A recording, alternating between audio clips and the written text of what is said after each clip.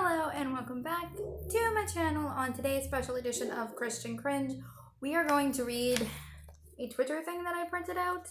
Yeah, I got my printer working and also carrying a phone around because I record with one phone and I really don't feel like going to get my old phone to read this stuff off, so I just printed it and we're gonna go from there. It's from a Twitter account called Christian Defenders, and I answered it in the snottiest, most childish way ever.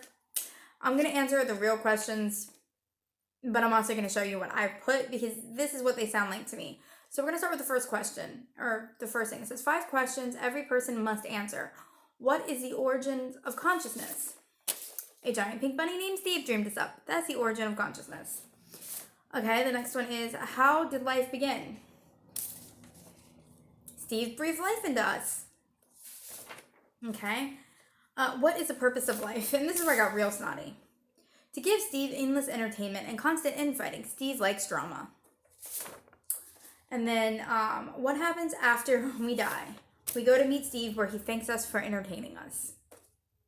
But you have to believe in him. Don't forget, you have to believe in the giant pink bunny. Okay, how do you explain the problem of evil? Steve made good and evil for endless entertainment. Okay. So that's what Christians sound like to me when they answer the questions. Let's go back to the original questions. What is the origin of consciousness? God gave us consciousness. How did life begin? God breathed life into us. What is the purpose of life? To serve God? To serve God. I mean, that's basically the answer you would get from that. What happens to us after we die? If we believe in God, we go to heaven. How do you explain the problem of good and evil? Well, we all know of Adam and Eve and the apple on the tree. So, no, none of that makes sense to me. None of that is something I would remotely be interested in. This is just, like I said, I answered it really snotty. Here's my actual printout where you can see where's my pretty little face and my actual printout of where I answered it snottily. Other people answered it correctly, so I didn't feel like I had to, but I'm going to answer it correctly here. What is the origin of consciousness? I have no idea. But I don't have to fill in God that can't be proven, because if I don't know what it is, God, no. How did life begin? I have no idea. What is the purpose of life? Whatever you want it to be. Life is wonderful and has endless possibilities, so your purpose in life is whatever you choose to make it. What happens to us after we die? Nothing. We go into the ground or we get cremated and that's it. Nothing. How do you explain the problem of good and evil? I think they're both subjective. I think that many people have done something that they think is good and it turns out to be evil. Like I said, it's extremely subjective. So yeah, but we're going to cover more of this person's stuff because it's the endless.